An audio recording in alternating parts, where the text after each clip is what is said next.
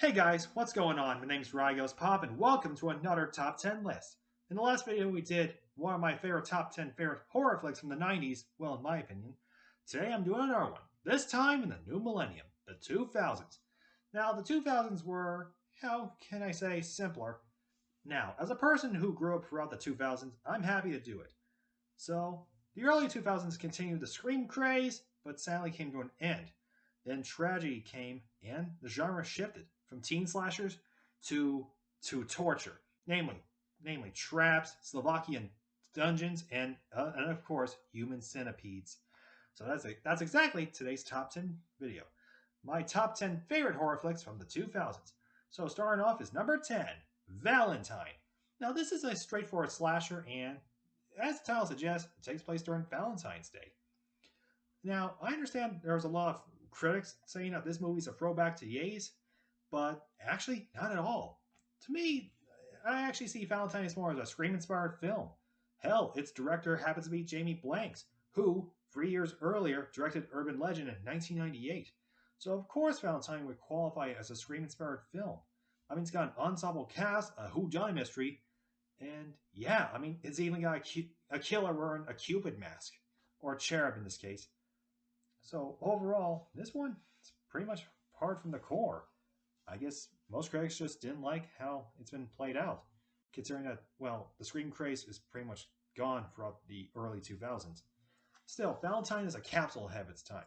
So yeah, My Bloody Valentine is not the only one to be a Valentine's-themed horror flick. This one's also a Valentine's Day film as well. So honestly, this will be the last movie with a whodunit element, well, up until Thanksgiving in 2023. So yeah, Valentine is definitely my 10th favorite film from the 2000s, as well as the as well as the lesser known Scream inspired film. Okay, moving on is number 9. And taking number 9 is Dark Ride. Now, this is a slasher released in 2006, but not in theaters, but by a film festival called After Dark Horror Fest. So those that don't know, what is After Dark Horror Fest? It's a film festival that ran from the mid 2000s up until 2015, I think. It's kind of sad. It's been over for nearly a decade since the last festival, and I guess there are no plans for it to come back. That is, if there's enough interest to revive it. Now, Dark Ride is a terrifying slasher ahead of its time. Released during the era of remakes and torture films, thanks to a lot of remakes on classic films and torture films, thanks to Saw and Hostel. Dark Ride's a pretty straightforward slasher. I mean, hell, it's got Jamie Lynn Sigler of The Sopranos fame in this movie, and the premise is very creepy as hell. I mean, it takes place at a theme park attraction called Dark Ride. Huh? I guess that's pretty much like the Funhouse and the Funhouse Massacre. And hell, why not Hellfest? So, Dark Ride is one of the go-to slashers of the mid-2000s. Although, its timing was perfect. I mean, it's got gore during the Scream... the Saw era. So, yeah. Dark Ride is one of the many films from the 8 films to die for. And which I consider Dark Ride to be my 9th favorite from the 2000s.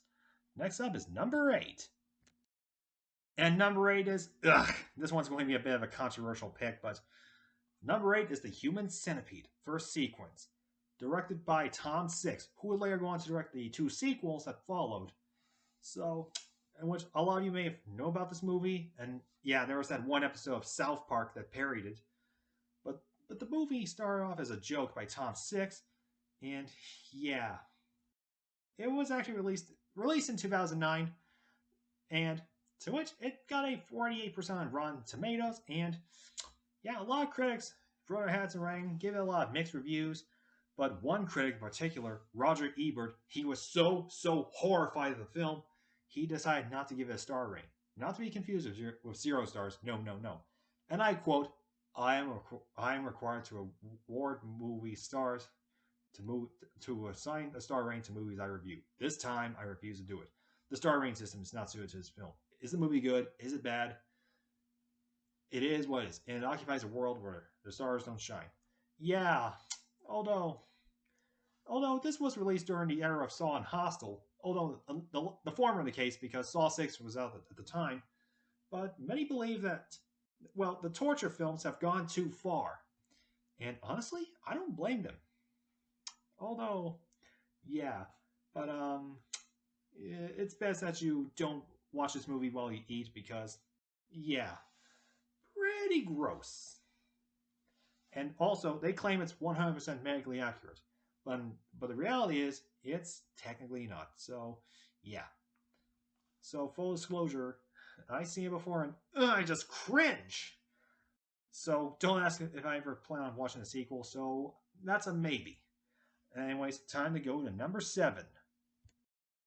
Okay, number 7, Hatchet. Now this is a pretty straightforward slasher in 2006, released the same year as Dark Ride. Now, Hatchet is a throwback to the 80s. Now, I already said this before, but the 2000s were wild with remakes and torture films. But one subgenre, yeah, slashers were dead. After Scream, gone were the days of comedy-infused slashers. But Hatchet was no exception. Directed by Adam Green, who would also direct Hatchet 2 and Victor Crowley, which is Hatchet 4. So Hatchet is pretty straightforward. It's got an ensemble cast. Even a lot of recognizable icons, such as Robert Englund, well known as Freddy Krueger, Tony Todd, again rest in peace, best known as K-Man, Kane Hodder, who plays Jason from, well, Friday the 13th, Part 7 through 10. He also plays Victor Crowley in this film. Oh, well, fun fact, another icon, well, another famous celebrity from the genre, Joshua Leonard, he played a fictional version of himself in the Blair Witch Project. So, Hatchet is a pretty good, straightforward slasher, sure, but its timing in an era was kind of difficult. But overall, I love Hatchet. I love it so much. The gore, the setting in Louisiana. Surprisingly enough, the movie came out 1 year after The Skeleton Key, which also took place in Louisiana. So, yeah. Overall, I enjoy Hatchet so much. And I describe it as one of the best slashers of the 2000s. Got it?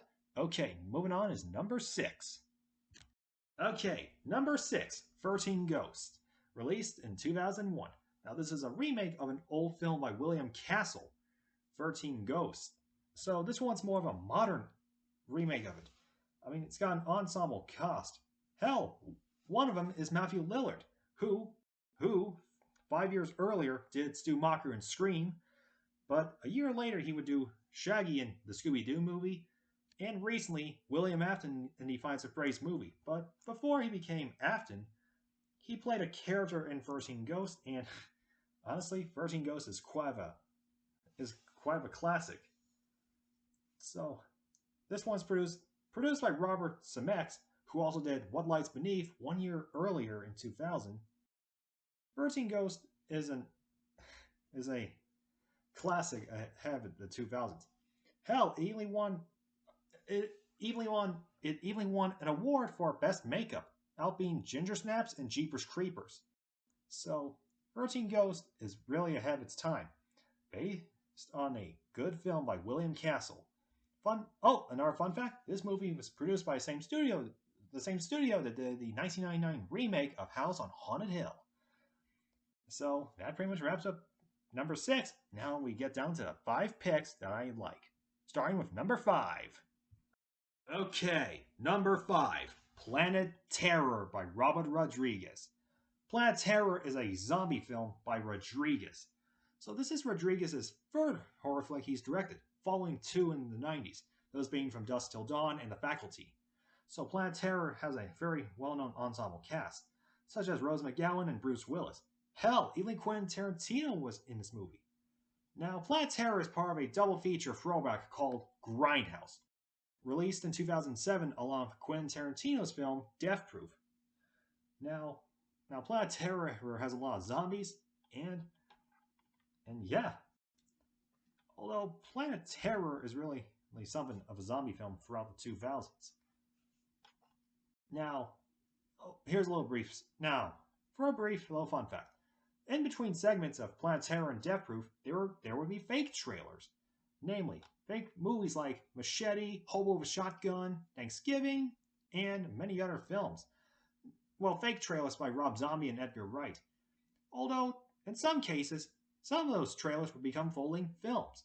Namely, Rodriguez would do Machete in 2010. A year later, Canadian filmmaker Jason Eisner would do Hobo with a Shotgun. And recently, last year, Eli Roth did it. He did Thanksgiving. So overall, Planet Terror is more recognizable through its Grindhouse label. So I actually prefer Planet Terror over Death Proof. Now, it's not to say that I don't like it, but I love it. But I still like Death Proof. I mean, it's a good Tarantino film. So that's pretty much the fifth film. That's pretty much the fifth pick. Now for the fourth pick.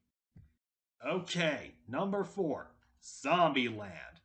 A right blend of horror and comedy together, and featuring a very well-known ensemble cast, including Jesse Eisenberg, who would later do the Social Network in 2010, and Woody Harrelson.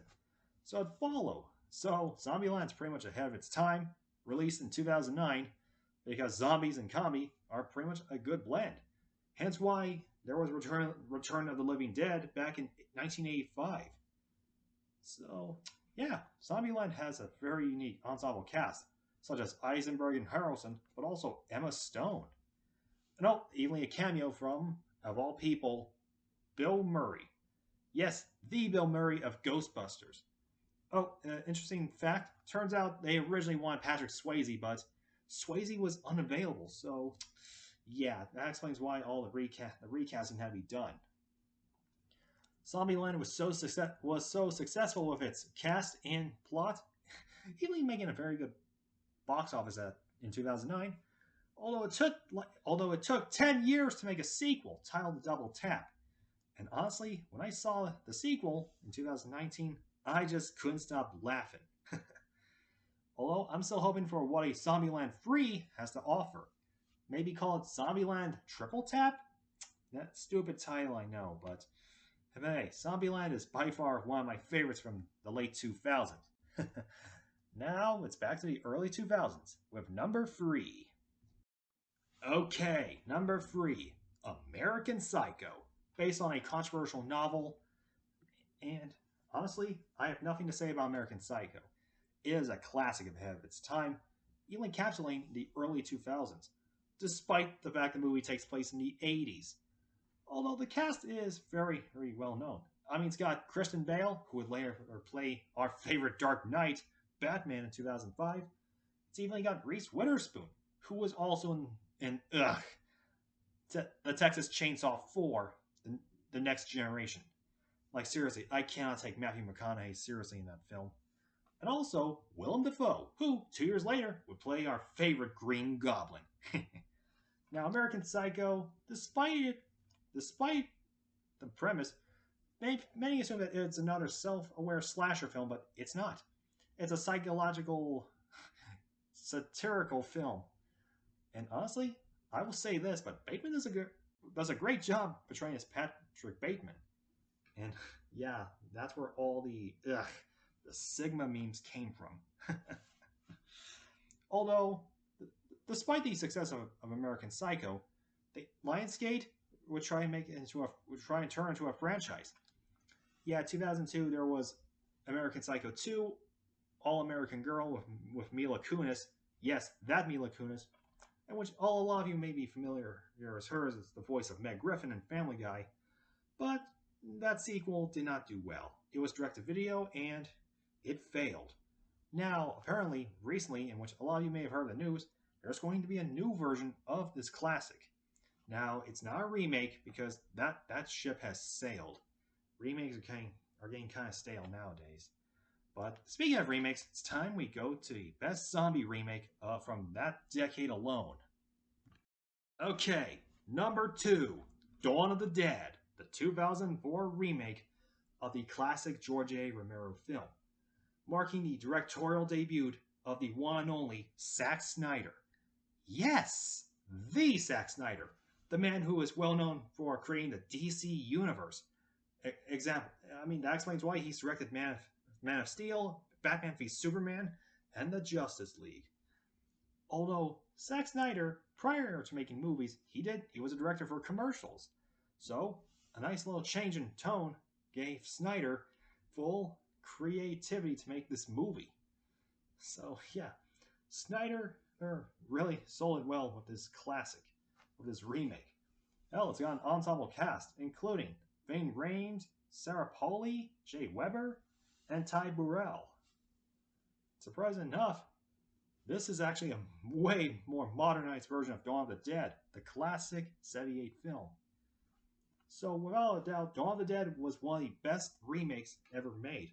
Well, following with the upcoming Nosferatu remake, as well as Speak No Evil, and the still in distribution hell, the Toxic Avenger remake. Like, seriously, they could just release the film already. The Toxic Avenger remake, I'm being more specific. Although, back to this movie. The 2004's Dawn of the Dead really sold it.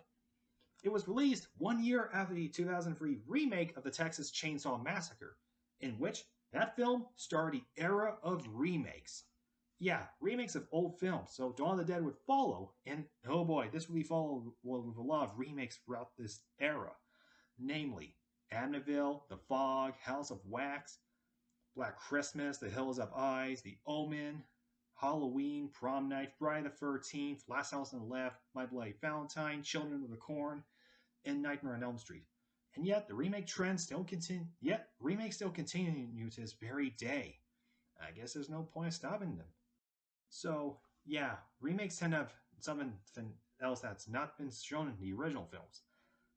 Gore. And that's exactly why number one is the one that started it all. And finally, taking number one, the one that started it all, the one that started a new era in the mid 2000s. That's right, the one that pretty much launched the era of torture films, the original Saw, released in 2004 by James Wan and Lee Winnell. The original Saw, as I already stated this before in the ranking video back in 2023, even though the original is more detective thriller than torture film than torture, Saw pretty much left a mark in the genre, and thus shifting to unbelievable territory, the torture film era. Despite the reception of the first film, the first Saw made a lot of money at the box office in October of 2004, making it a groundbreaker for Halloween that year. However, that's not stopping the series. However, there would be 5 more sequels that followed all the way in 2009, up until going on hiatus in 2010 with the so-called final chapter. Needless to say, Saw pretty much left its mark with an insane number of 9 sequels. Yes, I already mentioned the aforementioned 5 sequels from 2005 to 2009, the so-called final chapter, but 7 years later we would have an 8-film Jigsaw, followed by Spiral, and more recently, Saw X. Now there is an upcoming 11th film next year. So after Saw, everything would change, and Eli Roth jumped onto the trend of torture films with his movie Hostel. And after that, the torture film era began in the 2000s alongside the remakes, and thus the genre changed forever in the 2000s. And thus, it was in history. And thus concludes my top 10 list of my favorite movies from the 2000s. Well, in my opinion. Until then, guys, I'll see y'all next time in the next top 10. Bye, everyone. Stay poppin'. Peace.